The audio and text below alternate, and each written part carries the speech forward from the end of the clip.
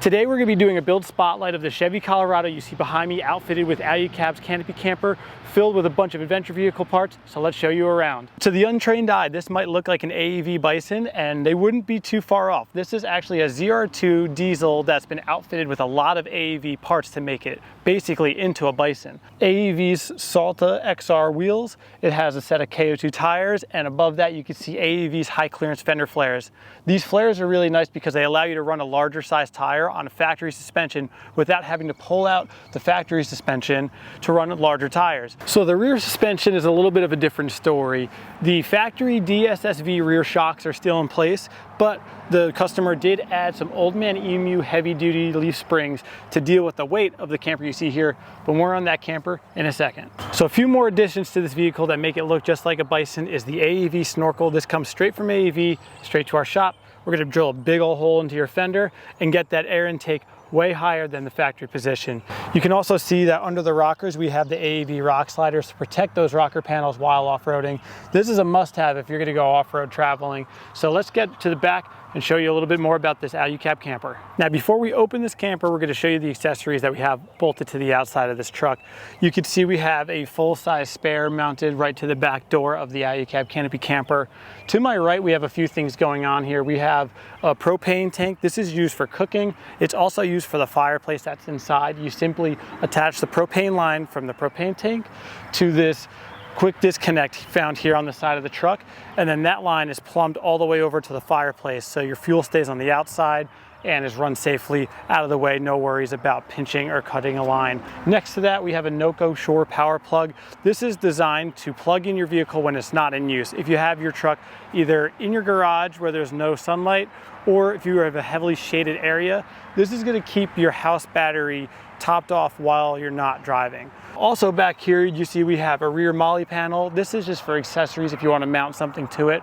Above that you can see the chimney. That's the chimney from the GP Factor fireplace kit. We're going to go to the passenger and the driver's side of the truck and show you a couple more accessories, then we'll open this thing up. So behind me you can see the Alu-Cab shower cube. This is a multi-purpose room, perfect for changing, bathroom, and an outdoor shower. What you'll do is if it's raining or if you want some shade, this actually covers the top of the shower cube. You'll Velcro it up here, and that'll keep the rain or the sun off of you while you're either showering, changing, or going to the bathroom. There's weights on the bottom of the fabric. This helps keep the fabric in place. You can see there's also straps here that you could stake down to really make sure it doesn't move. If it's a windy day, the last thing you want to do is be changing in a room that's trying to blow away. This little pouch packs a huge punch. This is the Alu-Cab 270-degree shadow awning, and I'm going to show you just how easy it is to open and set it up.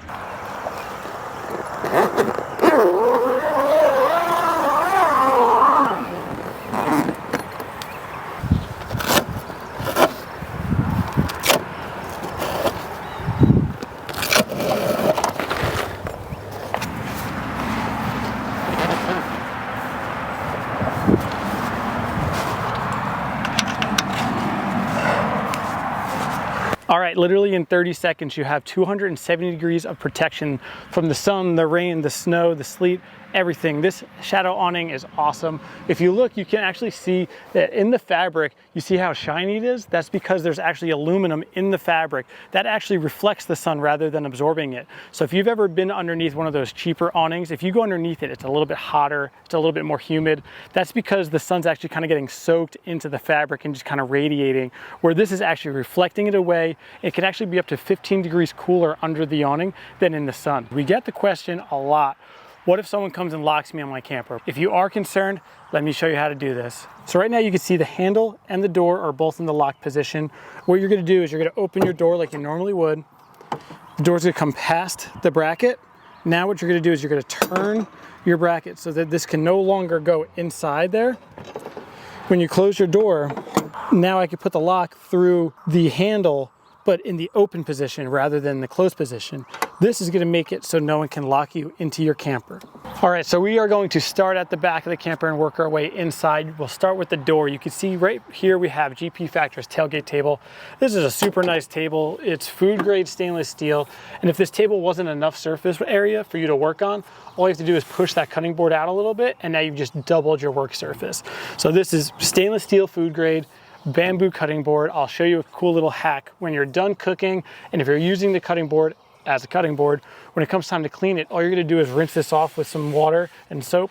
And then what you're gonna do is you're gonna take the cutting board out, you'll flip it, you'll put the wet side down, you're gonna put it back in the tray. That way, while you're driving, now your wet surface is on the bottom and some air will get to it and let it dry.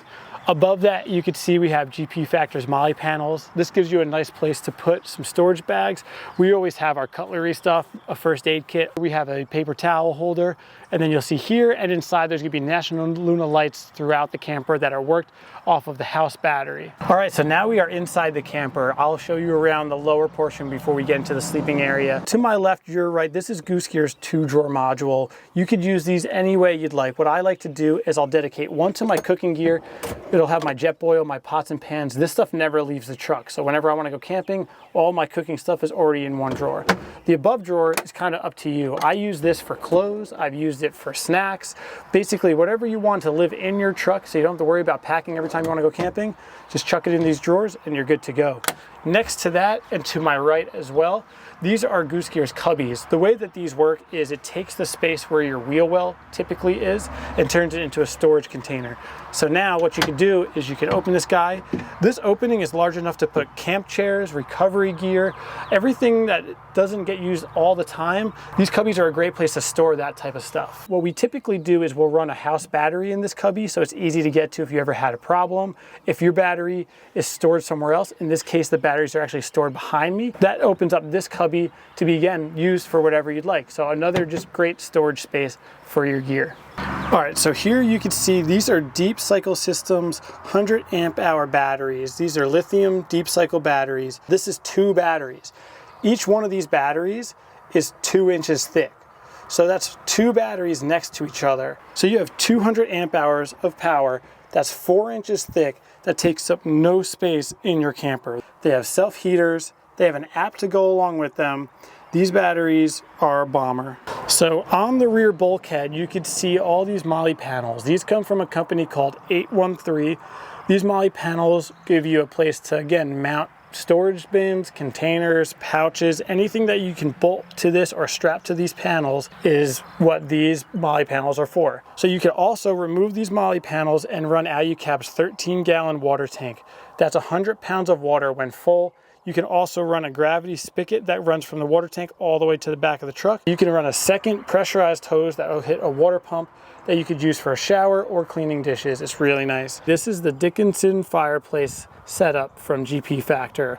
The way that this works is you will purchase the fireplace as well as the GP Factor mounting kit, and then you can bolt the fireplace to your camper. If you are camping in 30-degree weather, you could get it up to 70 degrees inside here, which is way hotter than you need it, but it's just nice to know that you can camp in cooler temps. Here on the driver's side at the back of the camper, you see this is GP Factor's Red Vision Manager 30 power system. This controls all the electronics here in the camper. It's managing the Red Arc solar panel on the roof. I can turn on the fans. You can see the fans we have right here. So you turn those guys on, you can have a nice breeze while you're sleeping. I could turn on a fridge. I could turn on the power ports found here on the side. You can see we have USB, USB-C, and a 12-volt port here on the side. So that can all be controlled by just a push of a button. If you ever have an issue, you can access all the fuses super easily. You can also control this from your phone. There's an app that mimics this screen. So when you pull into camp, you can turn on all the lights back here just by opening the app in your phone. This is the sleeping area here in the Alu-Cab Canopy camper.